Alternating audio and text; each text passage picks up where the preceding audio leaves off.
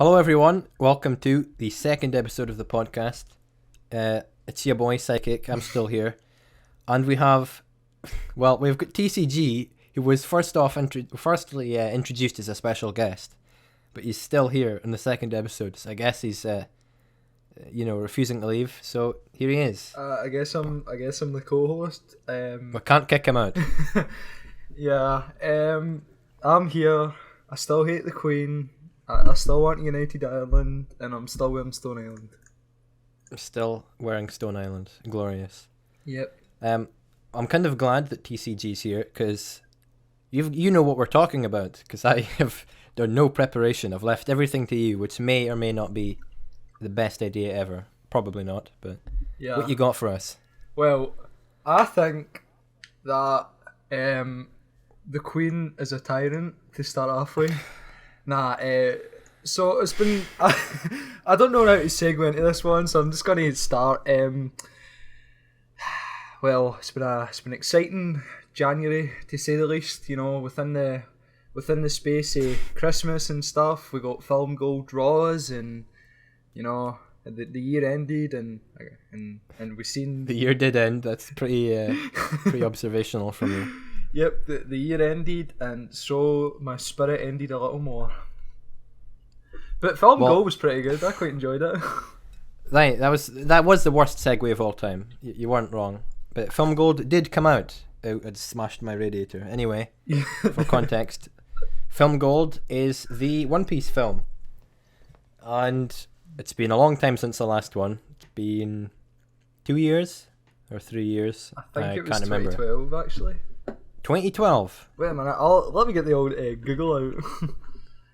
Well, basically... Oh no, it came out on December 15th, 2012. 2012, that's pretty crazy. So it's been a long ass time. In that space of time, there's probably been at least, 2 Dragon Ball movies? Yep.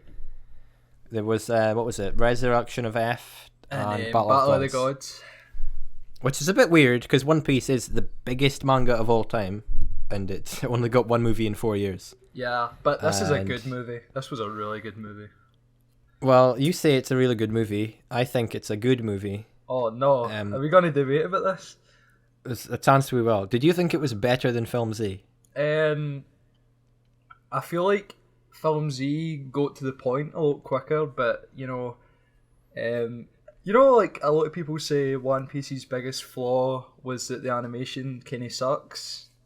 Mm-hmm. Pretty much the full way through Film Gold, the animation was outstanding. That's true. I don't think you see the thing about getting to the point. I don't think that's necessarily a bad thing, because one thing I like. I mean, one of the problems like One Piece has now and then is there's not a lot of crew time.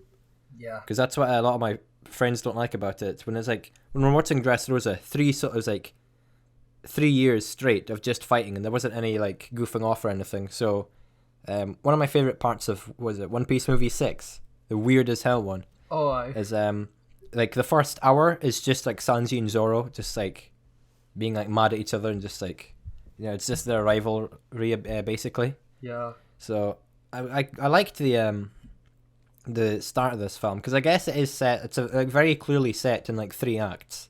Yep. Because there's like the beginning, the introduction, the world building, I guess. Mm-hmm. And then the second half would be plot progression, where we get a clear goal of like what Gold, what's his name? Gold to Zoro or whatever. Yeah. What his deal is, and the last act would just be the fight. I mean, I will say that, Film Z was kind of well wrapped up. There wasn't really many questions. Fucking Zephyr Z he sacrificed himself. Literally the quickest turnaround I've ever seen ever. Like, he was bad, and then literally 15 seconds later he's like, but no, I have changed my ways. Right, I'll see you later. I'm away to go and fucking die. Yeah, that's a bit weird. But I will say that, like, Film Gold was like hyping up Lucci and Sabo, and I think that it was disappointing, to say the least, because they fucking powered up, and then it cuts away to Luffy getting tied up by oh god, it's been ages since I watched Enies Lobby. I can't even remember the guy's name with the purple hair. Spandam? Spandam, yeah, Spandam. I was going to call him Spandex. Spandex. Spandam appears, and then it's implied that like there's going to be a kind of fight, and then the wee guy's like, "Oh no, Luffy, don't die!" And Luffy's like, "Oh no, it's alright, I was gonna die, but now you've told me not to. I'm just gonna one-shot him." And that's kind of it. That's the full fight, and it was just disappointing. But there was a lot of cameos, especially for Enies Lobby. I think every major fight had a cameo. Even the lion guy that tried to marry Nami made a cameo. Yeah, I know. Yeah, I was told about him, and then was it? You see, Usopp's mentor, that Heracles guy. Mm-hmm. He appeared. I didn't notice any of the others, but there was those two. Well, I think that there was one joke in Film Gold that was funny, but they used the same joke 3 times back to back, and it ruined it. You know, like when they're scaling the building and there's a restaurant. Yeah. And you see them fly up past the window. I got a good wee laugh at that the first time, and it happened the second time, and I was like, nah. And then they fell and done it a third time, and I was like, oh, for fuck's sake! It was kind of annoying. A little bit. But overall, it was if you love big massive fights, then this was the movie for you. Well, that's true. The Sabo versus Lucci thing is kind of like horrifying, but it's like that's a part of a bigger problem I had with this movie, and it's that the cameos were like not very good. Because you see with Film Z, yeah, one of the cool things I liked about that is like Aokiji appears, yeah, and it's like it's canon. It is actually canon. Like, you know how his appearance is all fucked up. Yeah, like that is what he looks like, and that's awesome. Like Aokiji's there, and it's like he's there for a reason, because like the main villain's an ex-admiral. Yeah, and then the revolutionaries are in Film Gold, and they've got no point in being there. Their only point is to rescue, what's it, Sports Max or whatever.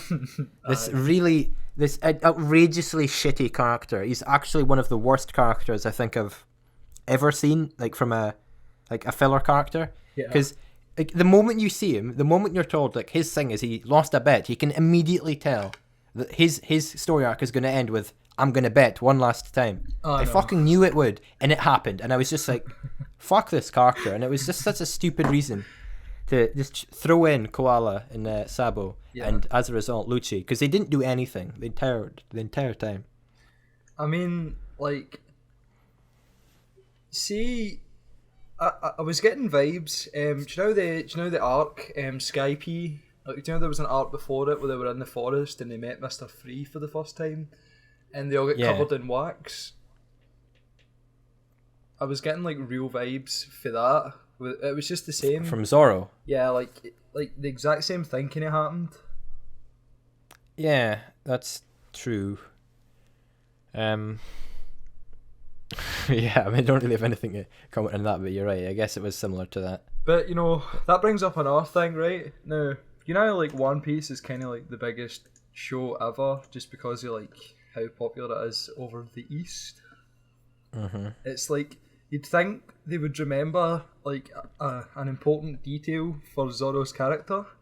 So seeing that arc, do you not remember that Zoro tries to escape by cutting his ankle off, and he only kind of goes halfway, so he's got stitches up his legs? Oh yeah. Nobody else remembers that. I remember that vividly, and nobody else does. So like when you see like Zoro kicking somebody or something, and there's no stitches, like the small part of fanboyism is like, oh, for God's sake, Toei. Well, yeah, because you'd expect a wound like that would stick. Like he did cut through like the bone of his leg. Mm-hmm. Like that would stick with you. But I mean, chances are even Oda's like forgotten to include that. Yeah. To be honest, I wouldn't really be surprised if he forgot about it. Well, I mean, one thing Toei does that's different compared to other studios is like, I know other studios do it, but mainly Toei does it. Well, like with the Dragon Ball movies and the One Piece movies, they have the actual, you know, creators like involved. Yeah. I mean, Toriyama basically wrote Resurrection AF. Well, Resurrection, those movies were like canon, weren't they? Because that was before Dragon Ball Super was a thing, so they were continuing the story with those movies. It's a tough one because you know how like there's kind of like a time skip between. Did you watch Dragon Ball? I haven't watched it, but I'm like knowledgeable about it. But I don't entirely understand the timeline because from what I've heard, it's like the end of the series is like the Majin Buu arc or something. It's weird. It's like he doesn't kill Boo, but he sort of beats Boo, and then 10 years later, Boo fuses with this wee guy he's training called Oob, and that's meant to be the end of the series. And then GT comes after he's trained Oob, and he gets turned back into a wee boy, and he's with Pan, and it's like they kind of fucked it up, and that's why everybody hates GT, and like they've sort of retconned it. But see that 10-year gap between defeating Boo and Boo fusing with Oob, they're trying to get as much detail into the 10 years. So Resurrection of F and all that, like they're trying to squeeze them into the timeline, but it causes problems because Goku's now stronger than he is. Like, well, that's what I was thinking, because like it wouldn't make any sense for GT if you never see Super Saiyan God or anything. Well, like, it's kind of right. So you know how like Goku before he had Super Saiyan, he had the Great Ape. The Great. No, I've seen like 20 episodes of the original. I don't really. I'm aware he had that like Kaio times 10 or something. Yeah. But that's as far as I know. Well, Kaioken is a weird one because like everybody can learn Kaioken, but like it's weird because in the games Gohan writes a book on how to control it, and everybody learns it, and that's how like in Xenoverse everybody's OP. But Kaioken, the Great Ape, and Super Saiyan were like Goku's three things.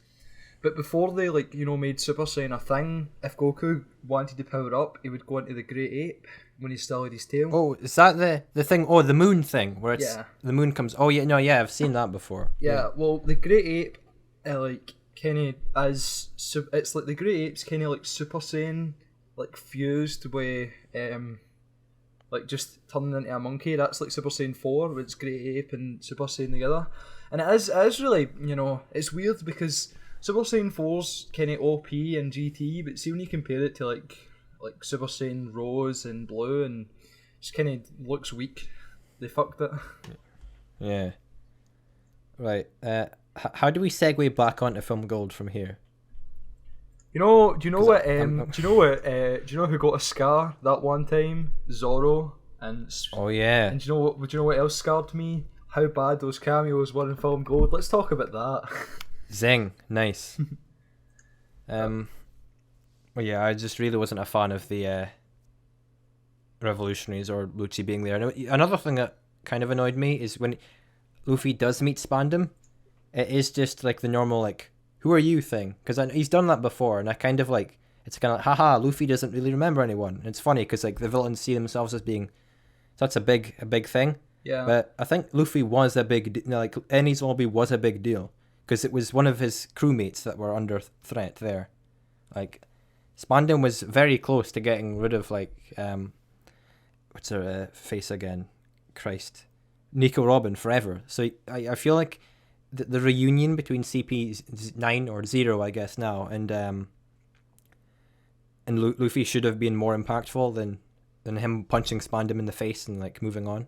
Yeah, I just feel like Film Gold could have really been 2 movies because they were setting up like so many ideas and plots that like you could have realistically had like Film Gold 2, and then you had like Film Gold, and then Film Gold 2, Goldia.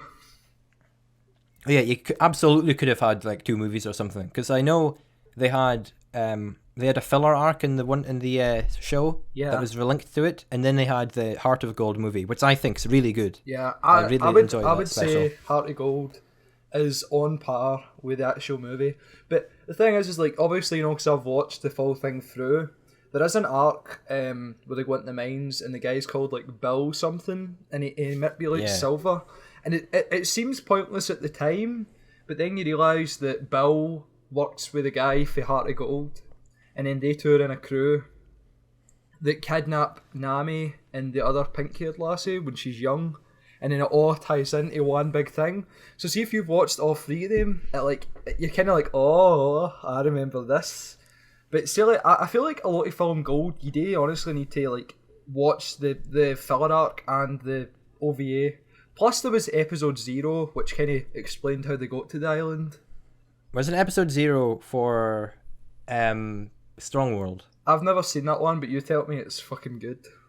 No, it is. It's really, really, really good. But I agree with what you were saying about having to watch the filler, the arcs and stuff. I didn't see the Bill arc. Yeah. But I didn't think there was anything major that I missed. But when I was watching From Gold, you know the scene where Tesoro has his like freak out when he gets his flashback.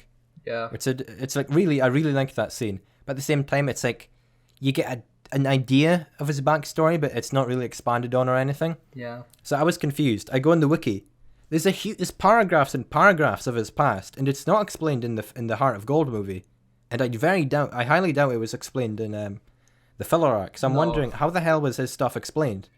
Because it's really in detail about his like transactions with Doflamingo and stuff. How Doflamingo like attacked him and all this. I'm like, where did this come up? Where was this information? Well, that is weird because, you know, you can tell they've been working on Film Gold for a long time, because even in Dressrosa, when like Luffy first meets Sabo and he walks past you know, big Jesus, the big Jesus Burgess guy. Mm-hmm. He's on the phone talking to Doflamingo, and Doflamingo casually brings up that he was talking to Tess Rosso, and that does he? Aye, but it's really casual. You wouldn't realise it unless you were looking for it. Well, I really never realised that. But it wasn't in the manga, I don't think. No, it wouldn't have. No, it wouldn't have been. But like, I'm not even kidding, right? I didn't know about it. I was scrolling down A, and like somebody brought it up, and they put a screen cap in, and I was like, no way. So I went on to, you know, the old nia.se and go to High Quality Raw and watched it, and I was like, oh, so it is. So like, I feel like maybe the only thing I've not really looked into is Burning Blood. I feel like there might be details about him in Burning Blood, else I don't know where folk are getting all this information. Nah, it wouldn't be Burning Blood. I feel like 100% Burning Blood, and like all Tesoro's, like the only thing Tesoro has to do with that game is the fact that he's playable as DLC, and there's nothing expanded about him in that game whatsoever. Like, I guess you could stretch his backstory out for like 8 seconds worth of flashbacks. But that was another thing, right? Obviously, I was sitting with my pal, who, you know, Martin, and we were watching it, and there was a bit where like they were referencing, you know, the slaves and the mark you get, and it got explained with hatching, and that, like, I could tell when he was watching that, like he was looking at that like, what the fuck's going on? But I understood it perfectly, which it kind of like puts you in a position where you're like, right, I've seen all of this, but see, for somebody who's not seen it all, like this must be like absolute gibberish to them. Yeah. It was a bit weird because when you saw his flashback, you there's a vague idea you could kind of see that the Celestial Dragons like screwed him over, and then it made sense, like part of his like goals, because he had this hatred similar to Doflamingo, but it was like barely explained, and they really could have done a lot more character building with him. Well, see, I don't think he really had his full potential in that film. Well, if you want to get into Film Gold, for him that's listening, watch the episodes. I don't know the actual ones, but you watch the episodes in the show, which is like them getting into a mine and beating the Bill guy, which is Silver. Then watch Heart of Gold, and you know that's brilliant. I would say the scene where Luffy, you know, punches Crazy. I can't remember his name. Crazy Hook or something. Mm-hmm. I can't remember his name. Somebody will type it in the comments. But see, like that final punch when he does the elephant gun. I would say that one punch is like the most impactful thing. Like I would argue that it's more impactful than any moment in the actual film, just because of the way it was set up. And then obviously you watch Film Gold episode 0, and then you watch Film Gold. So realistically, you know, the films get like a 2-hour running time. But it's about 4 hours when you count in the episodes and the movie and the OVA. Like Film Gold, like that is. Did Strong World and Film Z go through that much? Because I've seen Film Z episode 0. What, like did those films have a lot of stuff leading up to them? Yeah. I don't think Film Z had anything, and I'm pretty sure Strong World had episode 0, and that was it. That's all it needed. And that kind of worked for it. I don't think for Strong World, I don't think the enemy, the villain, I don't even remember his name, I don't think he really was needing that much to his character. It kind of just worked for that film. Right. Zoro could have done with more. I want to clarify something here. There is no Film Z episode 0. I'm thinking of the 2-episode mini arc they done. I was thinking. I didn't see that one. I wouldn't have seen it. It's stupid. It's the one where Luffy has a giant that can shrink down, and she goes inside him, and by that. Oh no! Is that when Luffy? Yeah, when Luffy turns into a giant. Yeah, it's like right after Christ, that. I did see that. It's pretty awful. bad. Like realistically, like. See if you went gear second, that lassie shouldn't be alive. She should literally be burnt to a crisp. Yeah, She's about I that really toasty. didn't like that one. No, I think everybody hated it. You see, was it Heart of Gold? Yeah. Another thing I think that did better than Film Z is you know how you get Luffy's fight, then you get everyone else's fight. Yeah. I thought those fights were far better than Film Gold's fight, because I hated the fights that Zoro had and the rest of the team had, because they were just such a weird like composition. Because you got the phase guy or whatever, and his gimmick is really kind of like it's not that interesting, because all he does is he pops up and fires a gun. Yeah. Firing a gun is nothing in One Piece. Like, using just basic observation haki or anything, you can easily dodge a bullet. So I found it really weird that he was a threat because he could jump up and down. Yeah. And it was just really weird that Robin and Sanji teamed up. And Sanji didn't really do anything. It was really not a fight. It was basically just wasted like screen time. Yeah. And Zoro's just wasn't interesting, because it was essentially just Zoro hitting the guy. He gets like an erection or whatever. Rinse and repeat. And then there was the other one. And that was weird, because it had the whole like, well, it was just wasn't very entertaining, and there was the fact that it had the whole like thing of like Usopp running away, then coming back. Yeah. And I don't think it was like, oh no, he's running away, he's a coward. It was like, oh wait, he's not a coward. But we kind of already had that in Dressrosa. Yeah. Like a huge turning point for his character, and I get the film was like, see, he isn't running away. He was just going to help out. You know, shame on you for thinking otherwise. But at the same time, we didn't really need it, because we should be at a point with Usopp, because it's been 700 episodes. We should be at a point where he just fights and isn't like running away every 5 seconds. Yeah. Because it's a bit irritating to see that over and over. Well, I mean, this is going to sound like, I don't know if I've said this already. I feel like I have, but I'm going to bring it up again. One of Film Gold's like biggest problems, and it shouldn't be a problem, but it is. You know how like One Piece traditionally has like really mediocre animation, like it has bad to mediocre animation for the unimportant stuff, but when there's that final like punch or like that big moment, the animation goes really, really nice. Mm-hmm. See, because like for the full way through the film, like the animation was nice. I didn't get that same impact. Like, you know, like Dressrosa, it was kind of shit animation until it went Gear 4th, and then you seen that good animation, you're like, oh shit, he's in for it now. Because the full movie was really well animated, there was never really any hype when the animation went good. But that's like, that's something I've put on myself more than anything, because for everybody else will probably just be like, it's good animation, you should just enjoy it. Yeah. Would you remember Sabu the Archipelago? Mm-hmm. Because I'd say that part of One Piece was good it was good art. Yeah. It wasn't really bad. And you see the way they handled the Celestial Dragon Punch. Made it really stylish. It had an art style unique to that. Like, it hadn't been done before. That was a good way to do it.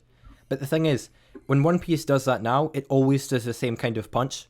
Because it's done that punch since that episode multiple times. Yeah. You know, when it goes really black and white, like really thick lines.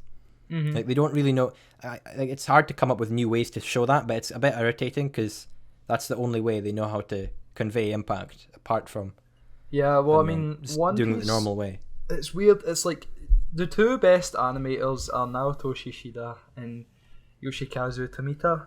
Like, Tomita done most the Impel Down, and he done the scene you're talking about with the punch. But you know, like when the animation goes like really, really smooth, and there's like hundreds of smoke moving slowly. Or, Yeah, it's like, beautiful. Really that's beautiful. That's Naoto Shishida's work. See, if you type in Sakuga Naoto Shishida, you can just sit there and ogle his work.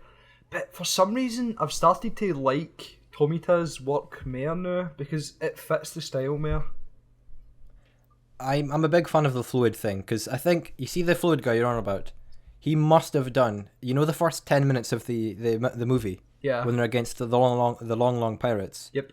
It's beautiful. It's absolutely beautiful. And I get, like, it's kind of exaggerated with the weird camera angles and stuff, but I really love it. And I think it was an amazing way to start off the film. Yeah. Also kind of upsetting, because, in my opinion, I guess this is subjective, depending on which style you like, the film animation didn't really match that point afterwards. Yeah. Even the final fight was never on par with the first 10 minutes, which was weird. Well, I mean, Shida, like, the scene where he goes gear 4, no, like, the fight, but, the actual scene, that Shida, Yeah. see the scene where, like, Jinbei fires up the sail with Luffy tied onto it so he can get to the admirals? Mm-hmm. Aye, that's Shida. See, like, all the really, really smooth animation, it's Shida, but it's weird. But then you get the guy that done movie 6, who does a lot of the filler arcs, Ryu Onishi. Like, put it this way, I've been so into One Piece recently that I've kind of learned all the animators' names. And it's got pretty bad. I've heard of them. Because, like, the fluid guy, he is very recognizable. Like, I can think of, like, a lot of moments where he's done shit, like, I guess he would have done the, Impel Down, Yeah. where, Magellan, like, goes crazy, like, the final thing when he's, like, Luffy's covered in wax, punches him. Very, very, noticeable art style. But, It's kind of cool to see. see, like, the scene where Luffy gets hit with the bull, and, like, he grabs his head and he's rolling in pain. That's Tomita, and I just feel like that suits it a lot more than, like... Wait, the bull thing, when did that happen? Right, so he's in Impel Down, right? And, Yeah. and there's all these, like, animals, and there's the bull thing with the big cane, Oh, yeah, okay. and that smacks him, and he starts rolling away in pain. See, like, it switches between Tomita and Fujisawa, but, like, for the most part, Tomita has got this art style spot on. Because for me, see Shueishida, all his animation looks the same. There's no visual difference. It's really, really nice, but it's the same thing over and over and over again. It's either it's really, really well animated smoke or really well animated water. But the scene where Luffy goes ape when half his crew gets took away, and it's pretty much only Robin and Frankie, and I think Nami, Robin and Frankie are the only ones left when the big man Kuma gets rid of them all. Mm-hmm. See when he goes absolutely ape, and like the scream actually syncs up, because like that's one of the things I've got a problem with anime. Like their move kind of just flaps and it doesn't match what they're saying. Like when they really try, Luffy actually shouts, they animated the lips, and it made the scene more impactful. But it looks nicer than anything. And I don't know if you remember the scene in Thriller Bark when like Frankie like wants to build a robot. So like Chopper goes like I think it's Chopper. Fuck, I can't remember. It's Zoro when on the they leg. all like go on top of each other. Aye, that's Tomita. It's like Zoro on the bottom leg, Sanji on the right leg, Usopp on the left arm, Chopper on the heat, and then they want Robin to come on, and she says, "I'd rather die." I can't like imagine his work in my head, but at the same time, the reason I realise the other guy's work is because I've seen like a demo reel of his work. So I think if I saw one of the other guy, it'd probably be recognisable to me. Yeah. But I can see what you're saying about like smoke and stuff, because I just realised, like for example, the Kaido thing, like covered in smoke for that scene. Mm-hmm. So yeah, I can definitely see what you mean by But, like, using like a lot of that stuff. I used to think it was amazing, but then I realised like it's just mediocre. He's just really good at animating smoke and water. But one of the scenes where like like Megalian, the guy with the poison, how his guard that's wearing like the Egyptian thing and he's got the brown bits sticking out his hair? Yeah. You see when he's fighting him in the White Room, there's an animator that like I think he's only ever been in like 3 times, but it's Kenji Kuronyagi, and he's really good. He's probably the best animator because he does what Tomita does, but he can do smoke as well. But I've only ever seen him used, and I'm sure it's just because Toei don't want to pay him, but I don't know. Yeah. Well, I'm still a fan of the fluid stuff, but I'll have a look at like the other. See, like works if of you the other just like even if anybody's listening and want to know what I'm talking about, literally see if you just type in One Piece Sakuga or if you know the animator you want to see, like Naoto Shishida Sakuga, it's like somebody's compiled all the best animation moments. And it's actually spot on. Like, it's just a way, if you like, obviously you don't want to rewatch 5 clips and see the dialogue. You just want to see a specific animation. The Sakuga like splits it. It's like Sakuga's like a fancy way of saying animation reel. I mean, props to One Piece, because when it matters, they generally do nail the scenes for the most part. Like, even if like you get 10 episodes of just pure shit, chances are it's because nothing's happening. Yeah. But I mean, I guess it's for the fights. Like, a lot of the fights now are kind of bad looking. Not really. But still, well, I think the Doflamingo stuff, like a lot of the Dressrosa, like it looked pretty bad. Well, I'm pretty sure it's because that arc went on for so long. No, it went on for so long. And the animators were just like, nah, fuck this, I'm away home. Yeah, because they've needed a break. Like, that's why you get the filler arcs, presume. Well, maybe not, because I don't know if they have separate staff that do that or what. But there were some good moments in there. Like, there's like a, you might remember, there was like a 30-second fight between Luffy and Doflamingo. It was like beautifully animated. That took 6 months to animate, apparently. I know, it's like he punches and then he flies up, and then Luffy punches so hard he flies up, and the camera's pure spinning around him. Is that one you mean? Yeah, it was beautiful. Yeah, it was beautiful. I can't find the clip of that because I wanted to see it again, but I've only ever seen it once. That must have been I imagine that would have been the Fluid guy. I mean, maybe because it had the crazy camera angles that I imagine his work having. Yeah. From what I remember of it, like when Silver Rayleigh goes to intercept Kizaru, I remember that being crazy with like the camera speeding with him and stuff. Aye, that's Shida. So I could see that being like a signature of his work. I mean, like, Shida's not a bad animator. Like, I'm not saying he's bad. What I'm saying is like, it's the exact same. It's nice, but it's the exact same. Yeah. But it is a bit jarring to like watch a clip of One Piece before the time skip and Nosey's arms go black. Not from Haki. Yeah, it's because I don't think Haki was fully like. I know what Oda like plans a lot of shit in advance, but I don't think he intended for Haki to be a thing. Yeah. Because like first 2 Logia users, Crocodile, Luffy finds a way to beat him. Enel, Luffy finds a way to beat him, and then they introduce Haki, which kind of introduces a problem because with Enel, it's very apparent that he's strong as fuck. Because it's like just unfortunate that Luffy like has a huge advantage against him, but then you get Crocodile, and Crocodile just seems weak as fuck. Yeah.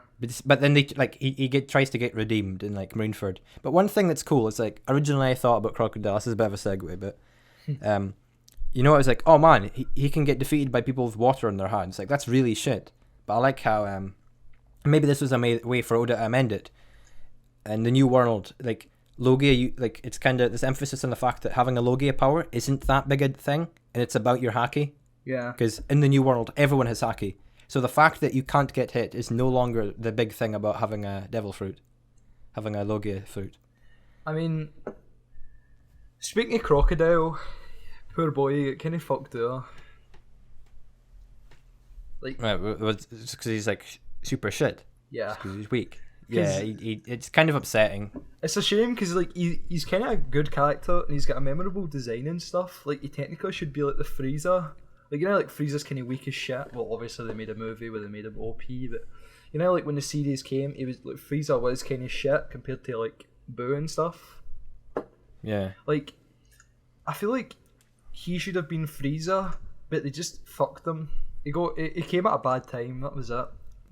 Yeah, props to what they did for Marineford though, because they show like he fights so many people. He fights Akainu or whatever. He fights Mihawk. Yeah. He fights Doflamingo, and Doflamingo like respects him and wants an alliance. And that's how you can see that, you know, Crocodile is a big deal. And it's cool that like, you know, the Navy are like, oh man, Crocodile, why are you doing this? And like he gives no shits about the fact he was defeated, so he can, you know, his character is salvageable. So it's interesting to see, because he will probably come up again. Yeah. I mean, it's a bit weird because like 1 million characters are destined to return in One Piece, but he should return at some point, and it'll be cool to see what he does. Well, yeah, that can be said for so many characters, really. Like Rob Lucci, Enel, Crocodile.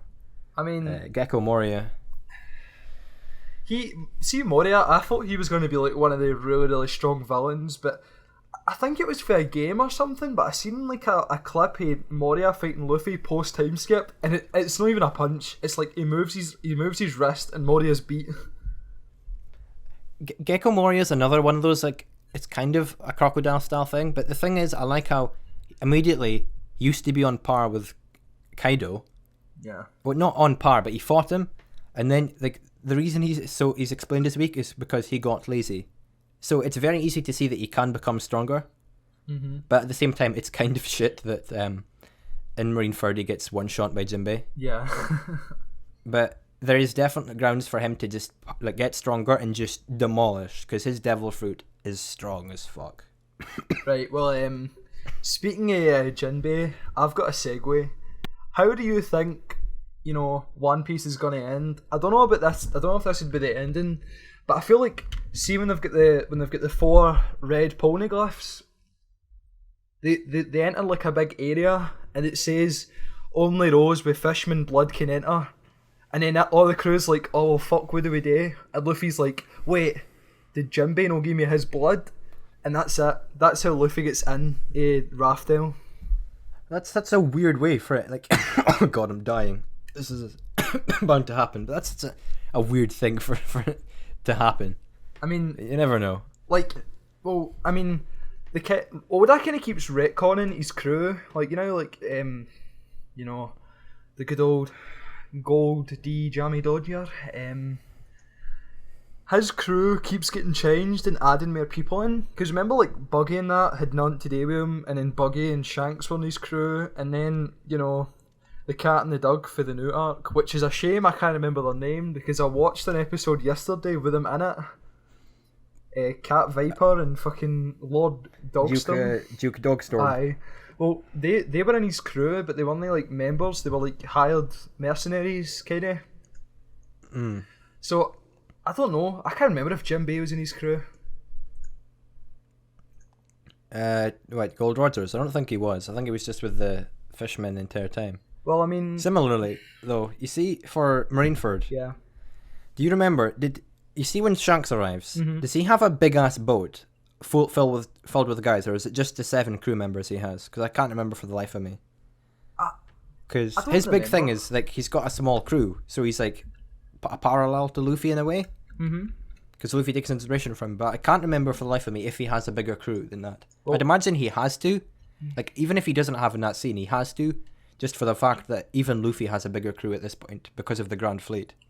Yeah, but I genuinely can't remember.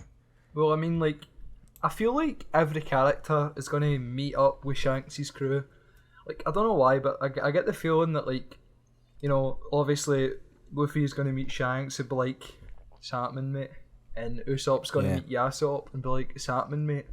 But I feel they're going to add more stuff in, like, somebody in the crew knew Robin's ma before he left the island, and, like, one of the guys is like, oh, you love tangerines? Oh, well, I'm for that island where we used to grow them. I know your ma. It's going to be like that, where everybody kind of knows everybody. This is a weird thing. You see, speaking of Robin, like, isn't the fact that she came from O'Hara like a really big deal in One Piece?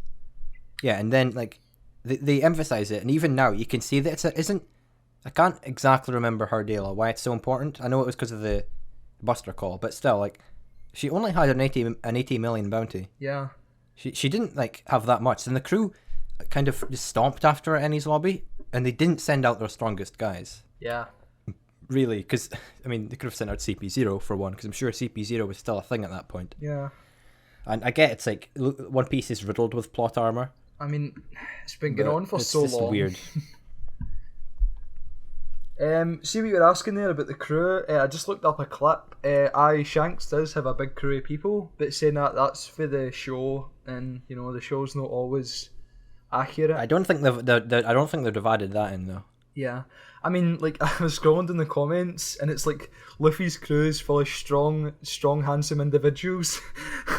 Fucking Blackbeard's crew is full of ugly, fat weirdos. Yeah. Right. Have you got any closing thoughts you want to say on Film Gold? Just to attempt some sort of segue in this broken train. Okay, well, we'll move on to the next topic in a minute, but I mean, bearing in mind, this has been 45 minutes, so if we do the next, if I'm thinking of what your next topic is, this could potentially be 2 hours, which, I mean... Well, I could make it 5, because I've got that much to say. Well, yeah, I don't know, maybe we could split this up into, like, separate podcasts or something, because we've actually, like...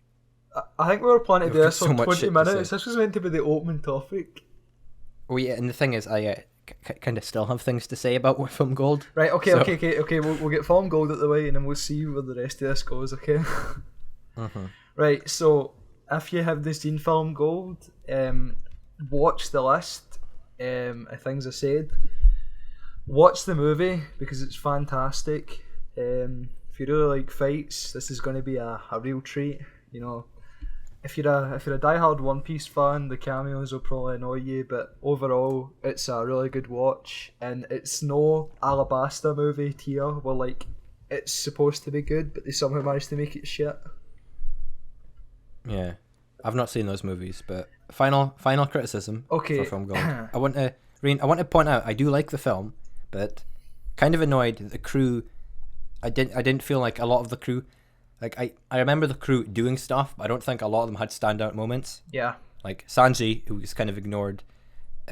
Brook didn't really do anything. He had that fight, but it was the worst fucking thing in existence. Yeah. And it's part of a problem with One Piece more than anything, that the crew is too big. Yeah. Like, the crew is just too big for shit to get done. Yep. So, it's like, Brook, since the time skip, for example, like, Brook's kind of a useless character. Because the only thing about him is Laboon, but apart from that, he hasn't done anything. So, like, that's probably a problem. That's a problem with this film, but it also has larger ramifications. They make, now like you're saying about Laboon, they even make a reference to that on the show. It's like they're all talking about, you know, the Cat Viper and that. They're telling them like where they came from. And Brook's trying to talk, and all of them are like, "Shut up, Brook, nobody cares." And they're hitting him in that when he's trying to tell them about Laboon. And then they're talking about the guy. I can't remember his name. Do you know when they pass the gate and it's the old guy? Crocus. Crocus. They're referencing Crocus, and they go, our friend Crocus is trying to find his crew. And Brook casually says, "Oh, aye, that's my crew. We're all dead." And fucking Nami, and Nami hits him and says, "Shut up, nobody cares." They're all bullying him. Wow. Poor guy. Okay, last thought on One Piece, and then we're going to segue on to the next thing, right? Fuck Sanji, alright? I don't like him anymore. I've read the latest chapters, because I kind of fucked it. What, have you read the manga? No, I only read the newest chapters, because I was happy to see him cry, right? But do you know, like, the whole thing where, like, Puddin, and, like, she's on ice and that, but the plan is to kill all the Vinsmokes at the wedding, and she's going to take out the crew? Mm-hmm. Like, I just want like Sanji to fucking something to happen to Sanji. I don't want him to be there anymore. Well, it's an interesting arc, and I hope that when that arc concludes, we can possibly talk about it. We probably can't talk about it. We'll not be able to talk about it for like 2 years. Well, yeah. Well, it's actually ending like soon. It's kind of weird. It's more than halfway through. Well, I say soon. We'll get to talk about it before 2018 ends, but it's an interesting one. So I'm excited to see it. Yeah. Well, you watch the anime, so you won't. I mean, we won't get to talk about it if this podcast is even still running until probably midway through 2018, which is a bit of a problem. We'll get there eventually. Yeah, and I think 46 minutes later, we've concluded talking about Film Gold. We have concluded the first act of the conversation. Right. So, what is the second act? Because depending on what it is, I'm not sure I'm comfortable talking about it if I'm thinking what it is correctly. Fucking it will last for a long ass time. Shows we hated in 2016. Okay, like, might as well go for it. I'm going to try and... Let's do this in under 45 minutes. Oh no, it won't take that long. Oh, good. Well, maybe next time we could talk about shows... This is cool, because we could talk about shows we hated this time, and shows we liked the next time, at the end of the big topic, whatever that is. So... What do you hate? Well, first of all, if there is a next time, because I'm about to say I hate a show, and fucking Tumblr and Twitter and the YouTube comments are going to fucking rain down on me for being a fucking might be a problem. Shit taste. Yeah. Okay, alright. So, my absolute least favorite. Oh, I know what you're gonna talk about. I know it is. Is fucking Erased. It's so fucking bad. Like, I don't like the characters. I think the writing was terrible. I could tell who the villain was going to be by the third episode, and I found it. Honestly, like there was moments I found cringy. Like like her like mom hits her and like she beats her and tries to drown her and that, but it's meant to be grounded in reality. So see the way they've done it, it's like a fucking cartoon villain for like fucking G.I. Joe. So it just made me so I was like, I was cringing. I couldn't handle it. It was so bad. I didn't watch Erased, which is a bit weird because it was like the anime of the season at that time. Yeah. And I said to you last time, like 2 weeks ago, I'm going to watch it for the podcast. Yeah. I haven't bothered, and I've heard so many bad things about the ending. Like, well, I mean, people that like the show and just they see the ending like, nope. So I'm not even wanting to watch it at all. Well, I mean, I originally watched it for a pal, but we don't like each other anymore. We went our separate ways. A certain crispy MF, split us apart. No naming names, but what was I saying? So the biggest problem with Erased for me was it was pretty shit writing.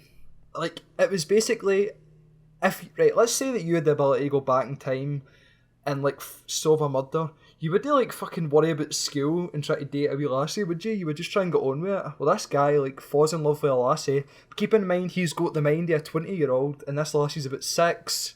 So he's trying to enter a relationship with a wee lassie who's literally 14 years younger than him, and fucking like, it's so stupid. She runs away and hides in the back of a broken bus, and fucking the end, it's implied he's going to get with her when they're both like adults, but she fucking doesn't go with him. Like, everything about the show is fucking shit.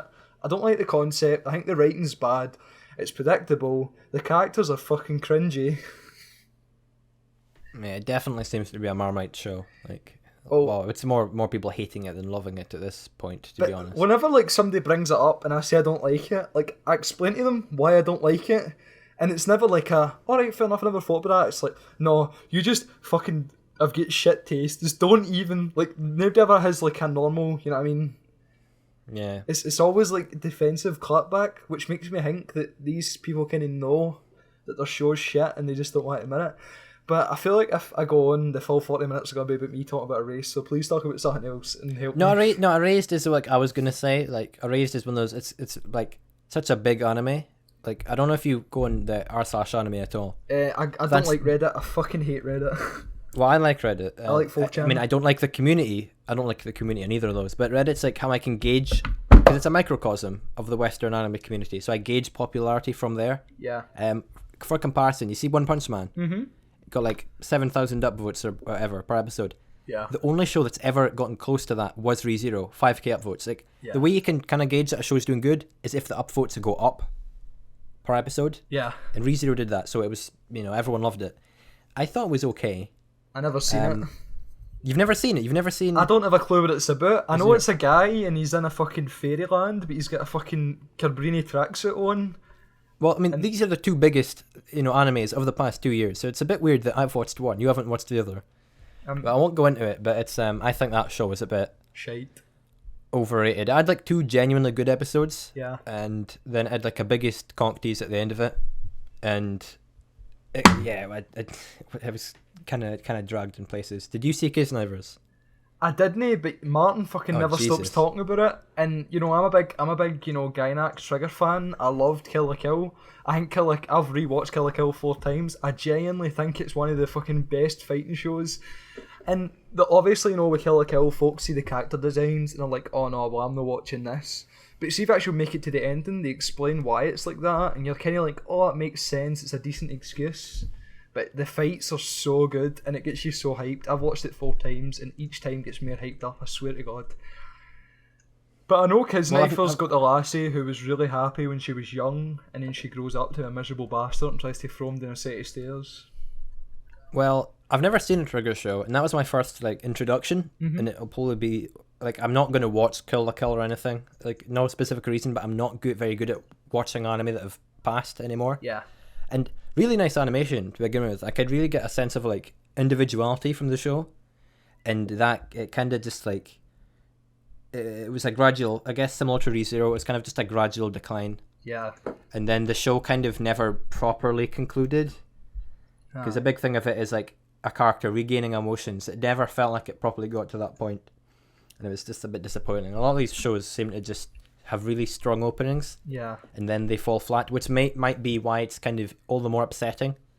Yeah. Because I don't know if you, I mean, I guess you do despise Raised, but I'm one that's very critical of Kisnivers, and it is a good show, but it's very upsetting when a show comes across with a lot of potential, and then it just kind of just fucks itself over. So I was upset with, I was kind of disappointed with that. Yeah. I mean, I'm not gonna lie, it was a pretty shit year all around. There was not really any good games coming out, and you know what I mean? All the shows that came out were disappointing. I mean, like, obviously you've got the yearly stuff like One Piece and JoJo, but they don't really count as like seasonal stuff. They just sort of do whatever they want. JoJo was probably, like, as far as Part 8 goes, at its peak for this year. I don't, like, again, I think I said this last time, don't know what you've read of it, but it was pretty good. Yeah. We'll not talk about JoJo again, because that was fucking... No, we won't, no. That was 45 minutes last time. Yeah. Games, the problem with games, I guess, this is a kind of like 2016, what was bad about it, maybe next time what is good, but a lot of games were delayed. Yeah. Which is part of the problem. But at the same 5. time, I think, 2017 looks promising. Yeah. Because we've got, this is for me probably the first one, I've got a Berserk game, which should be okay just for fanboys. Yeah. Persona's coming out. Yeah. The Sea of Thieves, which I really want. It's made by the Rare guys, even though they're kind of a shitty company right now. Yeah, they're making off. What else? There's a Shin Megami Tensei game which is coming out, so I imagine you'll be happy about that. I've never actually played an SMT game. Really? No. I thought that's the kind of shit you'd be playing like all night long. I mean, Persona 4 was the first RPG I ever played that wasn't Pokemon. Persona 4, man, that was quite an experience. Persona 4 Golden is 40 times better than the original. There's so much stuff, like there's a night mode and stuff, but we're not talking about Persona because Are you thinking what I'm thinking for the March edition? Persona podcast to celebrate the release of Persona 5. Except, the stars are aligning it's for that one. Except it's fucking April it comes out, so... Is it? Oh no, oh god damn it, I forgot, it got delayed, didn't it? Yep. It's so shit, they delayed it for like, 2 months? Yeah. And do you know what they delayed it for? They're, what was it? They're bringing out dual audio as free DLC, and that's why they're delaying the game. I don't care. I'm not listening to it in Japanese because I actually really like the voice actors in Persona games. Well, normally, like, I'd have some of the games spoiled, but I've just blocked everybody on Twitter that mentions the word Persona. I stayed away from V for a while, but they don't talk about it anymore. I think everybody's the same boat as me. They just don't want to hear about the game, so nobody's talking about it. I mean, yeah, I know nothing about it, though I was kind of like unique, I guess, because when I played Persona 3 and like 4, I already heard nothing about them. Alright, just imagine it like this, right? It's fucking Persona 3 meets GTA 5. That's the only way I can describe it. Wait, which one's this? So I think in Persona 5, it's a high... I know, it looks really cool. I've seen, like, it looks really stylish, and it's got a really nice, I like the soundtrack. I'm a sucker for, like, jazz. Well, so I'm going to play it on PS3, which the game was actually made for. Do you know the whole thing about, like... No, I know, like, it was supposed to come out for PS3 and all this, and then I know, and then Sony bribed them to make a PS4 version, so they delayed the PS3 version. But I watched a Digital Foundry video. Do you know the only difference? What is it? There's a solid frame rate on the PS3 version. It's not as good as PS4, but it's still really... It's not going to drop below 30, put it that way. See, like, graphically... There's mere lighting effects, like wee particles on the screen. Stuff like realistically you're not really going to notice if you're playing on PS3. Yeah, that's the kind of like effect you get nowadays. It's similar to, like, you know, the new Zelda game. Yeah. Between Wii U and Switch. That's a big difference, apart from a solid frame rate as well. But it's just like those kind of effects. In my opinion, I think Sony are like get too much credit because I think they're very good at screwing over their consumer base. Yeah. Because they've done that, and in my opinion, which I don't get why no one else complains about, the PS4 Pro is one of the worst, most horrendous moves I've ever seen a company do to their fan base. Because it now means, like, I feel bad about having a PS4 because half the games barely run. Yeah. Have you seen The Last Guardian? I know. It's like these games are like it's like they're made for the PS4 Pro, and the Yeah. PS4 is an afterthought, and it's so shit because people are buying consoles for these games, and then PS4 just fuck them over with this whole PC style upgrade thing, which is absolutely what not consoles aren't about. Yeah, well, I mean, they just expect people at the launch to spend money. That was the on a thing. new console. We just cut each other off, sorry. But that is the thing, like, see, a lot of people, when they get consoles, they know PC's better and they'll admit it, but the thing they say is like, listen, I just want to be able to play games for a few years and not have to worry about, tinkering and upgrading. Which, it's not a problem for me, but I know for some people, they just want to come in for work and play FIFA, and, like, it makes sense. But with this move Sony's done, they've kind of ruined one of the only things that was an advantage of console. Yeah, I mean, you've still got the whole part of, like, for the most part, you don't need to worry about viruses and stuff. Yeah. But the fact that there's now an uneven playing field within the PS4 community, I think, is kind of atrocious, and it makes me feel disgusted because there's games I want to buy this year because I've had the PS4 for a while. Yeah. I haven't utilized it, but this is the year I'm going to utilize it because I've got luck. Ni no Kuni 2, Persona 5, and I'm going to have inferior copies, and it just upsets me. Well, put it this way, see Persona 5, it's out in Japan, right? I know, I've seen Digital Foundry, they have says that, because the game was made for PS3 and imported to PS4, the difference in the Pro is sort of minuscule, mainly because the difference in PS3 and PS4 is minuscule. It's honestly loading times, that's the only difference. I don't care about loading times, to be honest, so I mean, it's fine by me. I played Persona 4 on the Vita, and some of the loading times after the fights were a wee bit ridiculous, but for the most part they worked fine. But Cameron, we've went off topic. We're trying to how long have we got left now? Well, we can do a bit more. Like, I don't care about loading times. I played Smash Bros. Brawl in the Wii, and that game had like a 40-second loading time to launch the fucking game, so I can handle it. Well, basically. It's a tough one because Persona 5 comes out at a bad time because that's like a month before everybody starts worrying about exams. So I'm debating on buying it and letting it sit there until I finish my exams, or I'm thinking of getting it, but I'm kind of lucky because for my exams, I'm not having to worry too much because two of my subjects are barely exams. Yeah. Because I'm doing like admin, and I don't know if you've done admin, but the exam for that is minuscule. Yeah, well, we're not here to talk about fucking miserable... We're not doing TCGs in Cameron's private life. Or, miserable IRL life, fuck the Queen, That's the only part of my IRL life you need to know about. I fucking hate the Queen, right? So, yeah.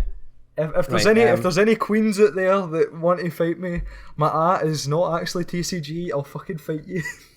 Go for it. So, that was a bit of a rushed thing with 2016. We might go more into it next time, but One Piece, some letdowns about 2016. We'll expand on it next time. Yeah. And I think we're done, so let's I'm done. Wait. We've still got one. I'm dying. We've got one burning topic, Oh, for fuck's sake, what is it? I need to explain to you what Stone Island is. I know what it is. It's a shoe brand. They sell shoes. It's not a shoe brand. They sell t-shirts. It's designer stuff. It's like Gucci. It is. It's Gucci. It's jackets. It's the same thing. It's just clothing. It's designer shit. Like all the rich twats in Glasgow wear. You know what I wear? Tesco Value, like Skechers sneakers. That's what I wear. Oh, Cameron. We're not all as privileged as you folk living in the city. I'm like in the slums, basically. I know. Like, I'm like the fucking, Cameron's fucking Narukami before he moved to the city. I'm living in like the IRL version of Blighttown, basically. That's the way I see it. I know, like, it's horrible. I'm the big city guy that wears the suits and get taxis everywhere. Cameron's the fucking cunt that farms potatoes in his back garden and has a hamster connected to his fucking electricity. If it doesn't spin the wheel, it doesn't go online. More or less. Yeah. But enough about personal lives. Yeah, so that's that. Yeah. So it's goodbye from me, and I assume goodbye from you. Yeah. I don't feel well. Anxiety the M&M's too fast. Yeah, I don't feel well either. I'm like, I think I've developed like 10 codes since this has started. Yeah. So, right. Goodbye. Okay, bye guys.